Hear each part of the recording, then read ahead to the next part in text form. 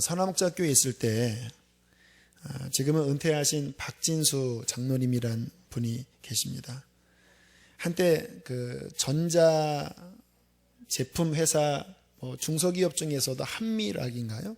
굉장히 튼튼한 그런 사업을 하시던 분이셨는데 97년, 8년 IMF 때 이제 완전히 망하게 되신 거예요.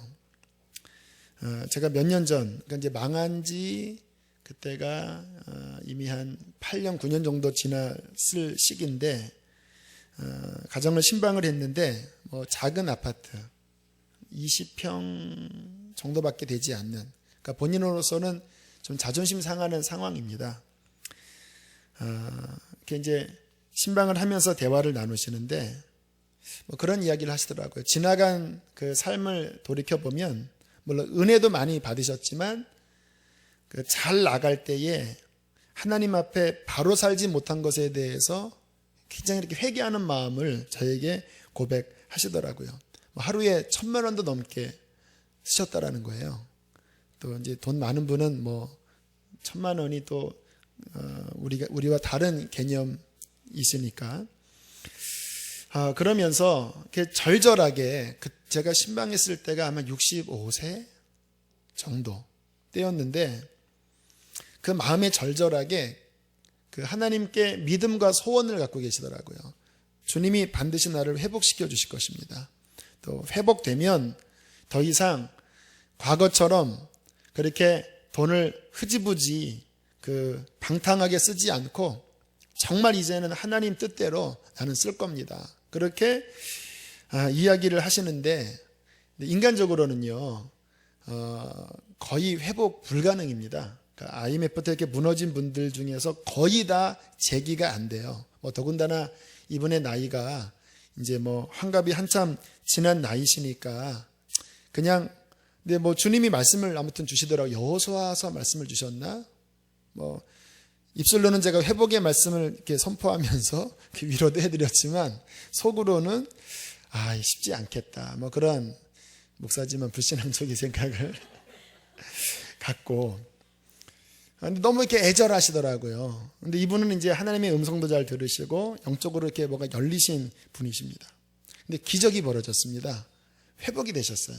그러니까 이분이 이렇게 특허 기술을 낸 그 전기 매트의 전자파를 차단하는 그 특허 기술을 몇 개가 있으셨는데 그게 어떻게 잘 이렇게 이제 그 어떤 업체와 연결이 되면서 아주 갑자기 1년에 10억, 15억 그렇게 수주가 되는 전기 매트를 이제 개발하시고 그렇게 판로가 열리시면서 진짜 일어나신 거예요. 이분이 그 회복된 가운데 정말 진짜 본인의 그 결심대로 나는 과거처럼 살지 않습니다. 나는 이제는 내 나이에 무슨 돈이 내가 무슨 목적이겠습니까? 정말 이제 하나님의 영광을 위해서 살겠다고 그렇게 환하게 웃으시면서 이야기를 하시는 그 모습을 뵐 때 하나님이 회복의 하나님이시구나. 여러분, 우리가 하나님을 섬기면서 때로는 실패도 있고 때로는 징계도 있습니다. 그러나 기억하셔야 될 것은 우리 하나님께는 징계의 채찍도 있지만 다시 회복시키시는 은혜를 예비하고 계시다라는 것입니다. 그것이 있기 때문에 우리에게 소망이 있는 거예요. 삼손이 타락해서 머리가 잘렸지만 그 다음 뭐라고 말씀합니까? 삼손의 머리가 다시 자라기 시작하더라. 전에 이제 안산에 있을 때 어떤 권사님의 삶이 계속 아무튼 연단의 연속이셨습니다. 이분도 뭐라고 위로를 해드려야 되나 기도하는 마음을 갖는데 주님이 이렇게 지혜로운 생각을 하나 갖게 하셨습니다. 겨울나무였습니다. 겨울나무. 여러분 나무 보면 참 신기해요. 겨울에 죽은 것 같아요. 이파리도 없고 완전히 앙상한 가지만 남은 죽은 나무인데 죽은 게 아니잖아요. 봄을 준비하는 거잖아요. 제가 권사님에게 이렇게 위로의 전화를 드렸습니다. 권사님, 겨울나무를 보면 다 죽은 것 같잖아요. 그러나 죽은 게 아니에요. 봄을 준비하고 있습니다. 때가 되면 그 죽은 것 같은 나무에서 파릇파릇한 싹이 나오고 잎이 나와서 열매를 맺게 돼요. 권사님의 인생이 지금은 겨울 같지만 그러나 죽은 게 아닙니다. 반드시 때가 되면 싹이 나고 잎이 날 겁니다. 지금 권사님은 준비하고 계십니다. 아무것도 안 보이지만 준비하고 있습니다. 그랬더니 막 그 권사님 눈물을 글썽거리시면서 목사님 맞지요? 내는 겨울나무지요 하시면서 울먹거리시면서 대답을 하시더라고요. 그렇죠. 우리가 주님 안에 있으면 실패는 있어도 망하지 않습니다. 그분께서 놀랍게 회복시키시는 거예요. 그게 오늘 본문입니다. 참 감격적인 거예요. 유다가 망했지요. 하나님이 설마 했던 그 예루살렘 성전이 완전히 무너지고 유다 사람들은 온 열방에 흩어져서 이제는 폐허가 된 그 적막한 완전히 실패했던 그 땅 끝난 거잖아요. 그런데 끝나지가 않고 그 연단의 끝이 이르자 오늘 본문과 같은 기적, 겨울이 지나고 정말 때가 되니까 싹이 나는 하나님의 회복의 역사에 기적이 일어나는 거예요. 자, 가만히 다시 한번 말씀을 보시면요. 1절 바사왕 고레스 원년에 여호와께서 예레미야의 입을 통하여 하신 말씀을 이루게 하시려고. 예레미야 벌써 수십 년 전에 했던 예언을 제가 읽어드릴게요. 이렇게 예레미야 29장 10절에 말씀합니다. 이거는 이제 유다도 망하기 전이에요. 그러나 이제 망하기로 작정하신 다음에 이렇게 예레미야를 통해서 말씀하셨습니다. 바벨론에서 70년이 차면 이제 겨울이 지난 거지요. 내가 너희를 돌보고 나의 선한 말을 너희에게 성취하여, 그 앞에는 주님의 재앙의 말이 성취됐습니다. 그러나 70년이 차면 나의 선한 말을 너희에게 성취하여 너희를 이곳으로 돌아오게 하리라. 70년 뒤에 이제 유다에 망할 것을 내다보시고 하나님이 예언을 예레미야에게 주신 거거든요. 근데 이제 70년이 딱 찼어요. 그런데 보세요. 이 페르시아 왕 고레, 하나님을 모르는 왕인데 그 말씀을 이루게 하시려고 바사 왕 고레스의 마음을 감동시키셔서 그 고레스가 온 나라에 조서를 내리는데 기가 막힌 말을 합니다. 우리 2절 한번 다시 읽어보실까요? 시작. 바사 왕 고레스는 말하더니 하늘의 하나님 여호와께서 세상 모든 나라를 내게 주셨고 나에게 명령하사 유다 예루살렘 성전을 건축하라 하셨나니. 고레스가 하나님을 만났습니다.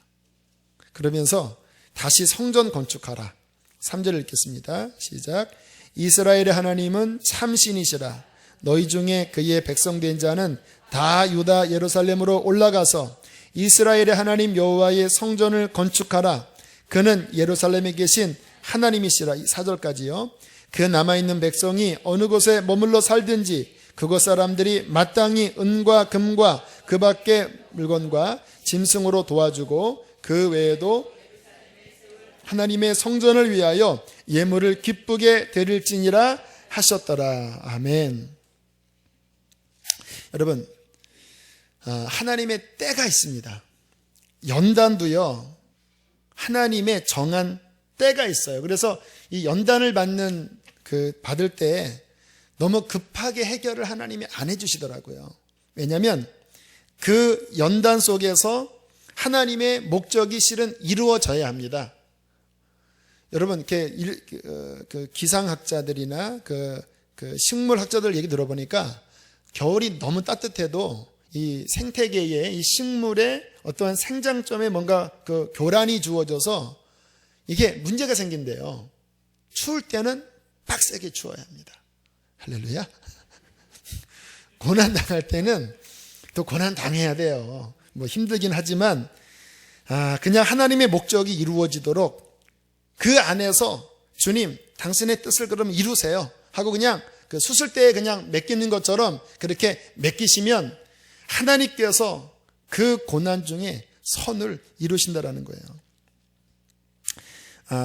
이 70년의 기간 중에 무슨 일이 일어났는지를 제가 잠깐 설명해 드릴게요. 이 유다 사람들이 이 출애굽 이후에 근 한 500년 동안 그들에게 끈질기게 끊어지지 않았던 죄가 하나 있었습니다.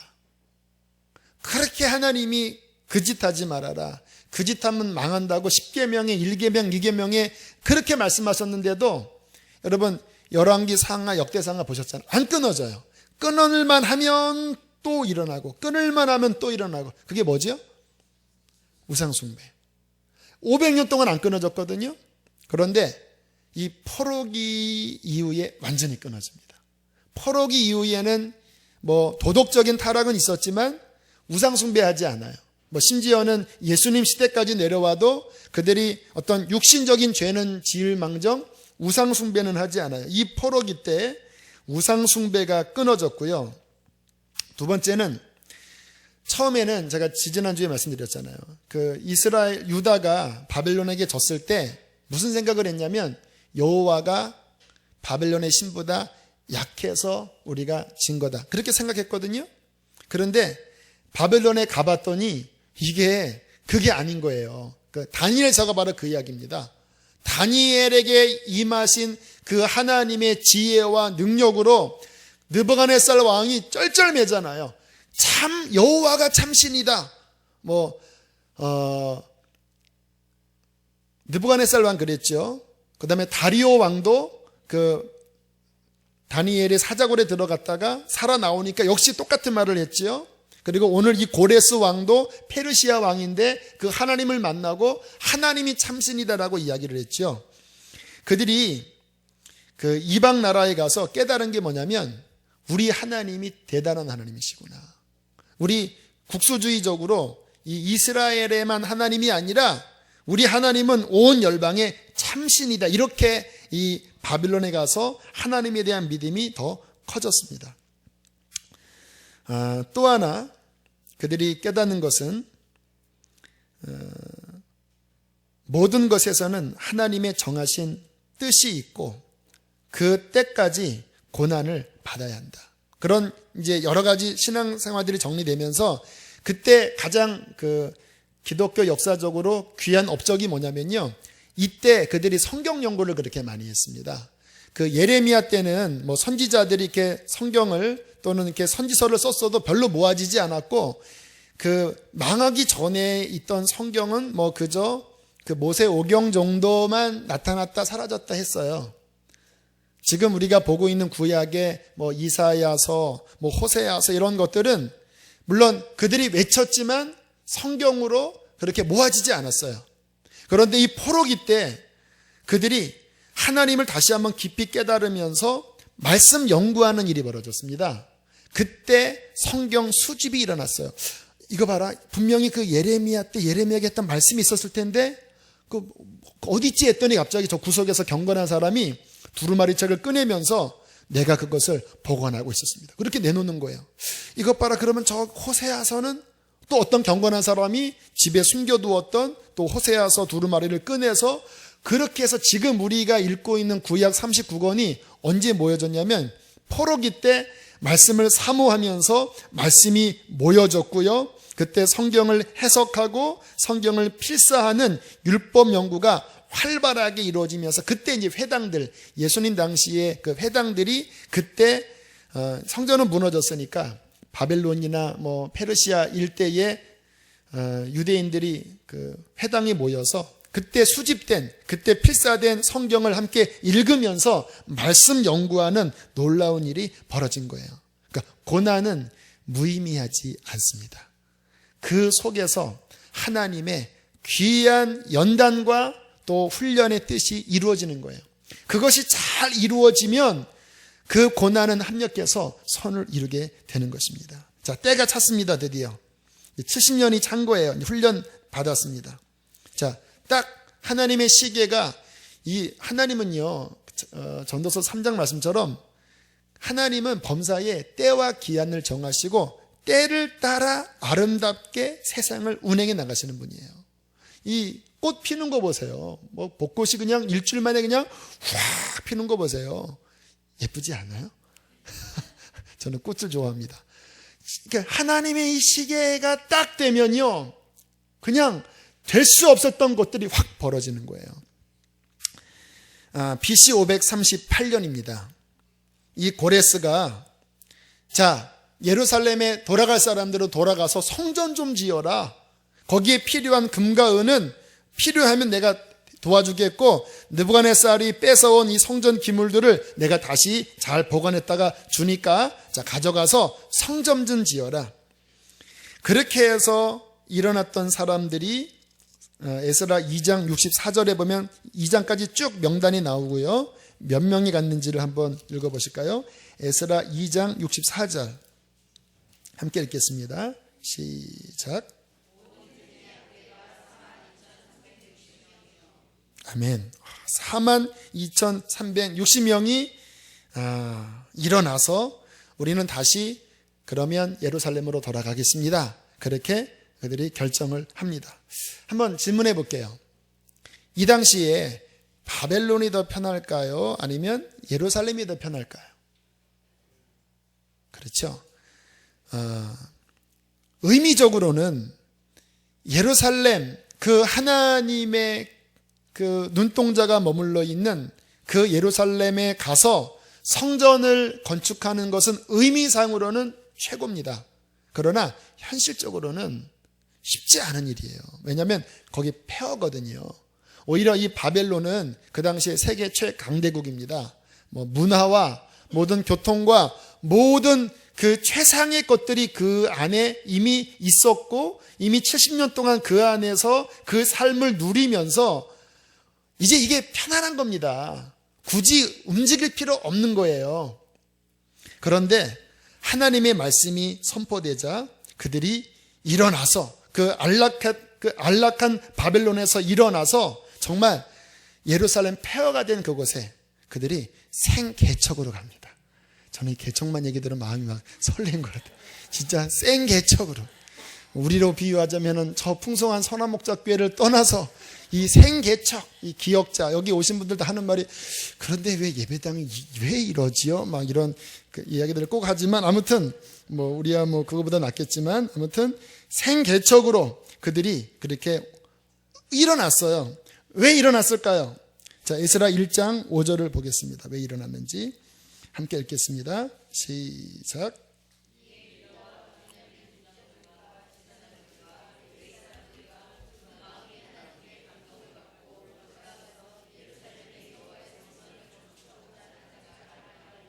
왜 일어났을까요? 무엇이 그들의 마음을 움직였을까요?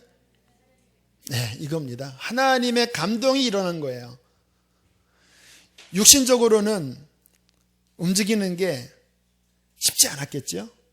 하지만 그 마음속에 하나님이 주신 감동은 뭐냐면요, 이 얘기입니다. 네 육신적인 안락함보다 더 중요한 것은 나의 말씀이 성취되는 것이다. 나의 나라가 이 육신의 그 세상의 안락함을 뛰어넘어서 지금 나의 말씀이, 나의 뜻이, 나의 나라가 이루어져 가고 있는데, 비록 너희가 망했지만 내가 다시 예루살렘을 중건하고 다시 그 예루살렘으로 내가 메시아를 보낼 거야. 비록 힘들지만 이 나의 나라의 일을 위하여 일어날 자가 누구냐라고 했을 때, 잘 들으세요. 남은 자들, 이 구약에 있어서 가장 중요한 개념은 남은 자들입니다. 비록 그들이 망했지만, 징계를 당했지만, 하나님의 남은 자들은요, 망했지만 그들은 안 망한 거예요. 망한 것 같지만 하나님의 남은 자들은 그 숨겨진 씨앗처럼, 숨겨진 그루터기처럼 그렇게 면면이 흐르다가 하나님의 역사가 일어나면 그 남은 자들은요, 갑자기 벌떡 일어나서 육신의 안락을 뛰어넘어서 하나님이 부르신 그 부름을 향하여 일어나지 않고는 못 견디는 사람이에요. 그 남은 자들이 진짜 이스라엘입니다. 남은 자들, 굉장히 중요한 개념이에요. 이 구약 선지서를 보면요, 망한다, 너희들은 다 죽을 거다라고 이렇게 재앙을 선포하다가 끝에는 항상 회복을 이야기하시거든요. 때가 되면 이스라엘은 다시 회복된다. 근데 그 대상은 누구냐면 남은 자들입니다.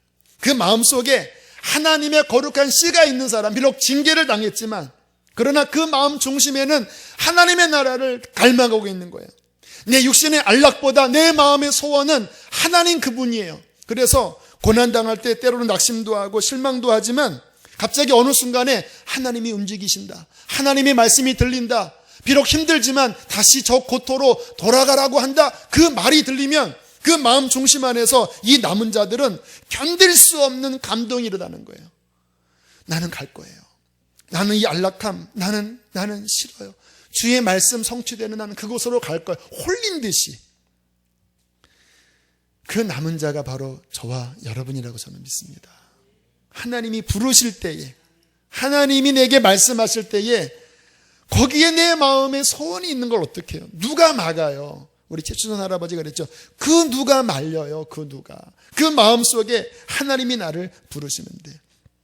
그렇게 그들이 이제 일어나서 하나님이 다시 성전을 건축하라고 한 이제 그 땅을 향하여 이제 가서 이제 본국으로 돌아왔습니다. 자, 그 남은 자들이 예루살렘에 돌아온 목적이 무엇일까요? 다시 고국이기 때문에 돌아온 것일까요? 와서 무슨 일을 해야 되는 것이죠? 그렇죠. 사명이 있습니다. 성전을 건축하는 거예요. 자, 서두에 제가 말씀을 드렸죠. 하나님은 징계를 주시지만 다시 회복시키신다. 왜 회복시켜 주세요? 우리 잘 살라고? 그거는 보너스입니다. 회복시키시는 이유는 사명 감당하라고. 개그맨 권영찬, MC도 보고 하시는 분인 것 같은데 아시나요? 이분이 몇 년 전에 잘 나가다가 어이없이 인생이 추락해버리고 말았습니다. 한 여성이 하지도 않았는데 그냥 술 먹고 취해서 그냥 인사불성 잠들었는데 그 옆에 자기 그 PC방 그 여자 직원이 있었던 거예요. 근데 아무 일 없었거든요. 근데 이제 의도적으로 성폭행 신고를 이제 한 거예요. 이제 돈을 뜯어내려고. 그래서 무슨 말입니까? 완전 결백하니까 웃었대요. 처음에는 용산경찰서에서 오라고 하니까. 근데 가자 그러더래서 그럼 한번 가서 얘기해 봅시다. 근데 이게 법이라는 게 이게 무서워요. 이게 의도를 가지고 어떤 그 살해 사역이 들어가면 예를 들어서 이 경찰관이 형사가 그 어떤 범인을 이렇게 체포하면 가산 점수가 있대요. 성폭행이 3점이고 마약 사범이 3점이고 살인자는 5점이고 그래서 얘네들은 좀 그렇고 이분들이 이게 막 적당하면 누명을 막 뒤집어 씌워서 죄인을 그냥 만들어버린 일들이 있다라는 거예요. 그러니까 지금 그렇게 연루돼서 아무 일이 아닌데 막 그 여자 시민연대 막 연결하고 막 언론에 막 하면서 이게 졸지에 그냥 성폭행범, 마약 사범이 된 거예요. 이건 눈물도 안 나오는 상황에 구치소에 수감되고 그러다가 이제 보석으로 나와서 재판하는 과정에 1년, 2년인가를 형을 받고 억울하잖아요. 그때 이제 이분이 정신을 차리고 이거는 하나님께 기도하는 것밖에 다른 길이 없다. 그리고 새벽마다 울면서 주님이 억울한 누명을 풀어달라고 그렇게 기도를 했다라는 거예요. 하나님께서 정말 기가 막히게 기적적으로 그 여성이 했던 진술의 그 허점을 진짜 우연히 이렇게 싸이월드를 통해서 어떤 전화 기록을 통해서 그거를 밝혀서 끝내는 고등법원 대법원에서 무죄 판결을 받고 이분이 나온 거예요. 하지만 이미 다 잃어버렸잖아요. 명예도 다 실추되고 돈도 잃어버리고. 그런데 감사하게 이분이 진실하게 하나님을 섬겨가면서 교회 봉사 찬양단도 막 찬양할 때마다 그렇게 눈물을 흘리고 하나님 앞에 이 사명을 감당하는 삶으로 이분이 이렇게 완전히 터닝포인트를 하셨더라고요. 그러면서 하나님께서 이분의 삶을 또 아주 또 일약도 회복을 시켜주셨어요. 그렇게 잘못 기사를 썼던 그 신문사에서 미안했는지 이분이 결혼할 때 그거를 다시 다 밝혀져서 또 회복시키고 또 그런 걸 통해서 다시 여러 MC들을 맡게 되면서 지금은 경제적인 어려움은 있지만 많이 이분이 회복되고 이분이 지금은 아마 신학을 하셔서 주의 길을 걸으려는 마음도 있으신 것 같아요. 근데 보통 보면요, 그 문제 딱 해결되면 다시 원위치로 가는 분들이 많이 있거든요. 근데 이분은 주님이 회복시키시는 그 목적을 제대로 이해하신 거예요. 내 억울한 누명 하나 벗기는 게 목적이 아니고 내 옛날에 그 명성을 회복하는 게 목적이 아니고 이제는 내가 하나님의 영광을 위해서 살아야 되겠다. 아주 진실하게 그 간증하는 게 쉽지가 않잖아요. 왜냐하면 아무리 누명이지만 그 성폭행, 마약 이게 쉽지가 않잖아요. 하지만 어디서라도 불러주면 하나님의 영광을 위해서 본인은 간증한다라는 거예요. 하나님께서 이 가운데 있는 우리 교우들 가운데 어떤 연단도 있고 회복되시는 분도 계실 거예요. 목적을 아셔야 합니다. 하나님의 사명 감당하셔야 합니다. 그래야지 그 연단을 주신 하나님의 뜻이 온전히 이루어지게 되는 것입니다. 자, 이제 이스라엘 사람들이 이제 성전에 예루살렘에 와서 그 사명대로 성전을 건축하려고 했는데, 근데 우리가 항상 아셔야 돼요. 분명히 기적 같은 일이 벌어졌잖아요. 고레스 왕이 하나님의 감동을 받고 돌아가서 성전을 지어라. 그러면 만사 오케이가 될 것 같죠? 안 그래요. 거기에 우리의 싸움이 있습니다. 분명히 하나님의 일이에요. 하나님의 뜻이에요. 하나님이 밀어주셔요. 하지만 그 일 속에 예기치 않는 반대와 대적의 일을 만나게 되는 일이 너무나 많아요. 그때 만약에 우리 마음이 그 반대와 대적의 그 갑옷을 준비하지 않으면, 그래, 그런 일이 당연히 오지. 그러나 나는 믿음으로 싸우리라. 그렇게 하지 않으면요, 낙심합니다. 하나님의 놀라운 일이면 일일수록 이 반대하는 일은 더 크게 벌어지는 거예요. 자, 에스라 4장으로 가시기 바랍니다. 4장 4절로 6절 읽겠습니다. 시작. 이로부터 그 땅 백성이 유다 백성의 손을 약하게 하여 방해하되 바사왕 즉위할 때까지 관리들에게 뇌물을 주어 그 계획을 막았으며, 또 아하수에로가 즉위할 때에 그들이 그를 올려 유다와 예루살렘 주민을 고발하니라. 그 지역에 있던 그 원주민들, 그 피가 섞인 사람들이 이것 봐라? 아니, 굴러온 돌이 박힌 돌을 뽑아낸다고 이게 뭐야? 그러면서 자꾸 해코지하는 거예요. 너희들 왜 뭐하냐? 진짜냐? 하면서 막 고발하고, 또 그러면서 또 왕이 또 이렇게 바뀌어서 그 다음 나오는 왕은 또 거기에 또 관심이 없고, 그러면서 또 집요하게 공격을 하니까, 그렇죠. 이 예루살렘 성전이 회복이 되면 하나님 나라의 놀라운 그 전기를 이루거든요. 그러니까 사탄이 가만히 안 있죠. 그 지역의 여러 상황들, 그 정세를 이용해서 하나님의 역사를 어떻게 해서든지 방해하려고 그렇게 공격이 와요. 그러나 중요한 것은 낙심하면 안 됩니다. 하나님의 사람들에게 그러한 방해가 올 때 이게 뭐야? 하나님이 가라고 해놓고 이게 뭐야? 하고 낙심하면 안 돼요. 싸움이 있어요. 예수님도 싸우셨잖아요. 바울도 싸웠잖아요. 바울이 전도할 때 만사 형통이었나요? 돌도 맞고 그랬지. 분명히 주께서 하신 말씀이면 주님이 이루신다라는 믿음으로 나가야 되거든요. 근데 이스라엘 사람들이 낙심을 해버렸습니다. 그래서 손을 내버려뒀어요. 이렇게 손을 그냥 풀고 아유 다 소용없다. 그러면 안 되거든요. 근데 그들이 그랬습니다. 다 소용없다. 하나님이 말씀하셔도 안 되는 건 안 되나 보다. 그리고 그들이 사명을 망각하고 자기 집을 짓기 시작했습니다. 성전은 터만 세우고, 그리고 자기 이제 내 목구멍이 포도청이야.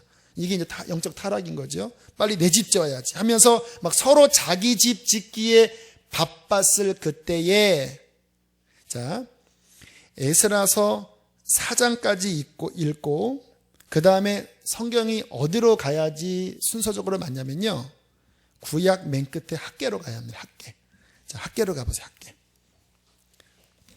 학개는 학개, 스가랴, 말라기 성경 맨 뒤에 있습니다.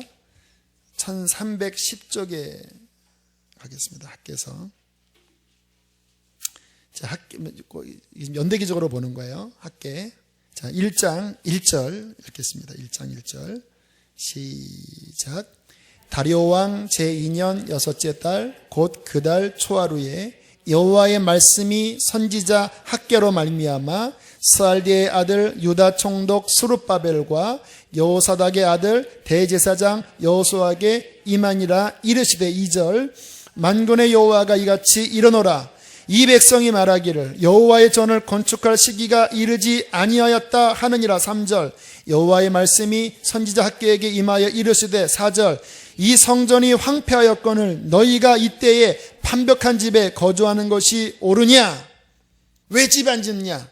또 뒤로 넘어가세요. 8절 시작. 너희는 산에 올라가서 나무를 가져다가 성전을 건축하라. 그리하면 내가 그것으로 말미암아 기뻐하고 또 영광을 얻으리라. 여호와가 말하였느니라. 그러면서 하나님께서 그들을 움직이기 시작했습니다. 지금 뭐 하는 거냐? 너희의 사명을 망각했느냐? 왜 너희의 집만 짓기에 바쁘느냐? 여러분, 우리가 낙심할 때, 뭔가 하나님의 일이 막힌 것 같았을 때, 그때 그것을 푸는 열쇠가 뭔지 아세요? 오늘 이 학개서에 그들의 이 정체되어 있는 신앙을 푼 열쇠가 뭐냐면 1절에 끝에 여호수아에게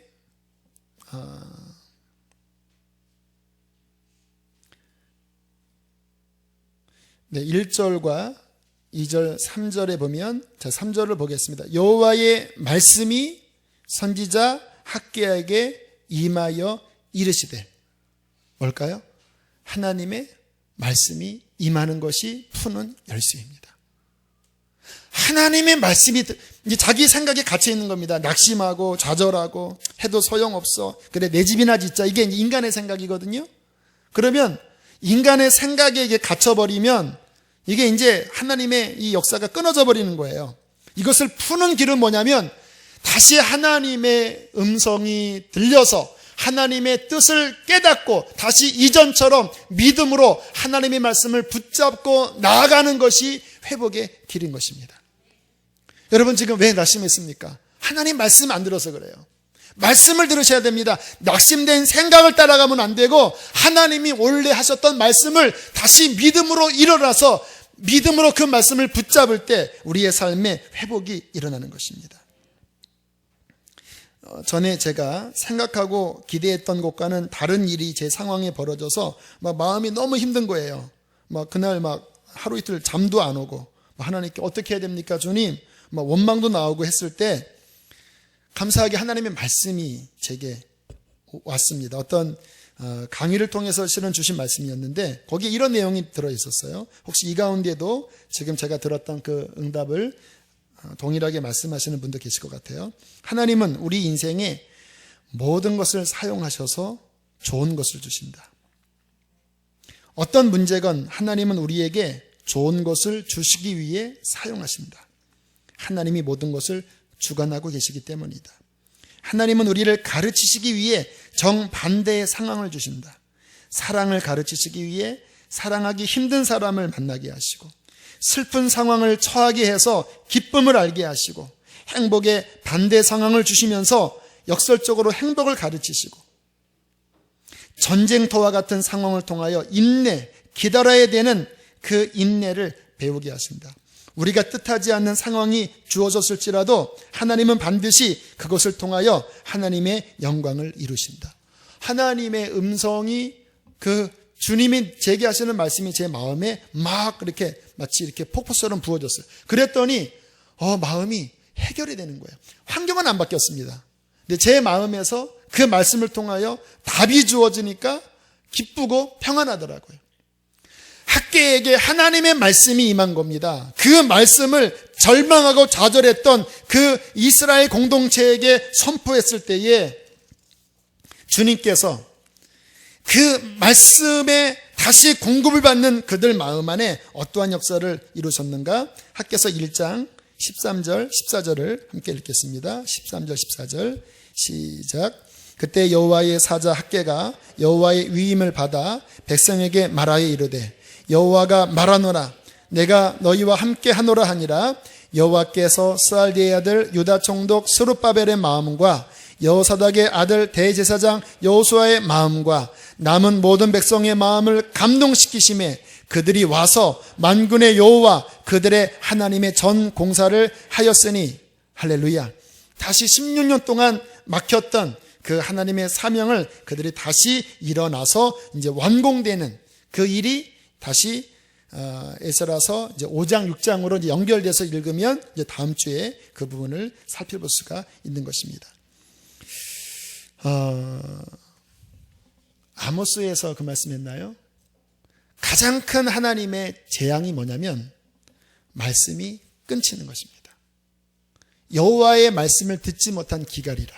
사람들이 동에서 서로 다니면서 말씀을 구하지만 말씀을 찾을 수 없을 때의 가장 큰 기갈이다. 가장 큰 재앙은 말씀이 우리의 삶에서 끊어지는 거예요.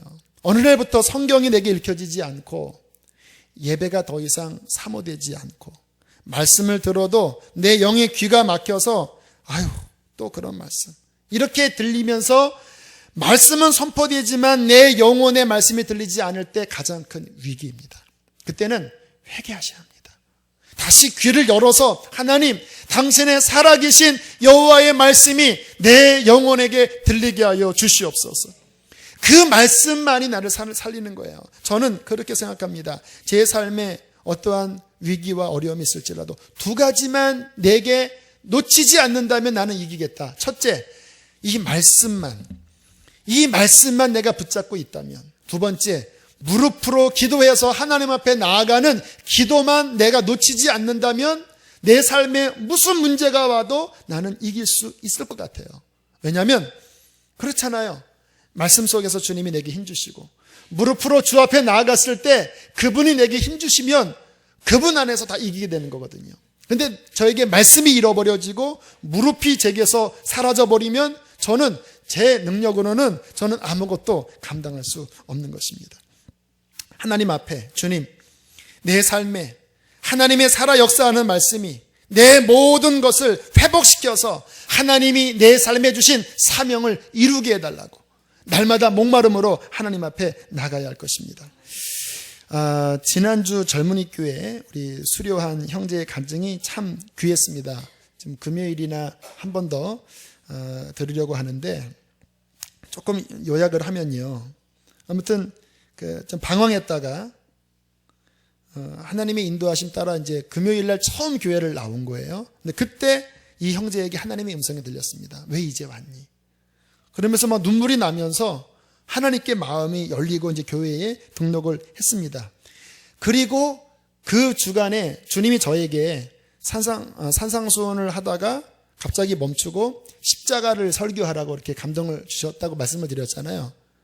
왜냐하면 십자가 복음이 결국은 능력이거든요. 관심 없는 사람들에게는 미련한 말이지만 십자가 복음이 능력이거든요. 형제가 이렇게 적었더라고요. 사순절 십자가 설교 첫 번째 주일날 저는 믿을 수 없는 변화를 체험했습니다. 설교를 듣는 내내 십자가 그리고 예수가 진짜로 나를 위해 죽으시고 나를 살리시려고 고통당하신 것이 정말 진짜인 것으로 느껴졌습니다. 그전까지는 주님 아직은 타협하겠어요. 조금 더 즐길게요. 조금만 기다려주세요. 라고 변명했던 마음이 십자가 설교에 완전히 산산조각이 난 것입니다. 이러한 예수님인데 어떻게 내 삶이 안 변할 수 있을까 하는 마음이 속에서 터져나왔고 온몸이 떨리고 심장이 두근거리면서 말할 수 없는 애통함이 저를 울게 했습니다. 주님께서는 이미 나의 과거, 현재, 미래의 죄까지 모두 2000년 전 십자가에서 대속해 주셨다라고 하는 그 모든 것이 저를 위로하셨고 그 위로가 나를 점점 죽어지게 하셨습니다. 내가 죽어지니까 주님이 보이기 시작했습니다. 내가 죽어서 주님의 십자가에 참여하게 돼서 믿어져야 그것이 진정한 십자가의 복음이라는 설교를 들으면서 저는 마치 사형소와 같은 마음으로 주님의 십자가를 통해서만 살 수 있었다고 하는 믿음을 얻었습니다. 주님께서 형제에게 말씀으로 다가가 주셨습니다. 그리고 인생의 큰 위기를 주님께서 변화시켜 주신 것입니다. 이 말씀이 우리의 삶에도 역사하면 우리는 이길 수 있습니다. 우리는 살아날 수 있습니다. 말씀을 사모하십시오.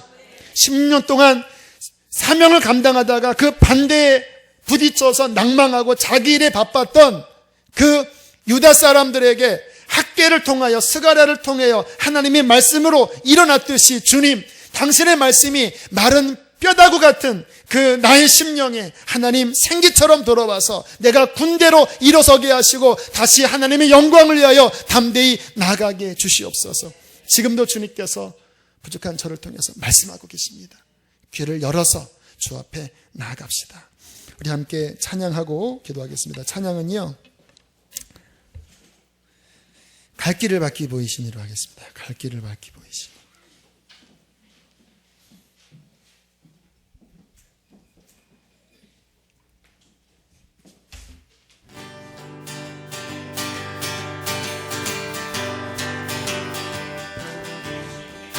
주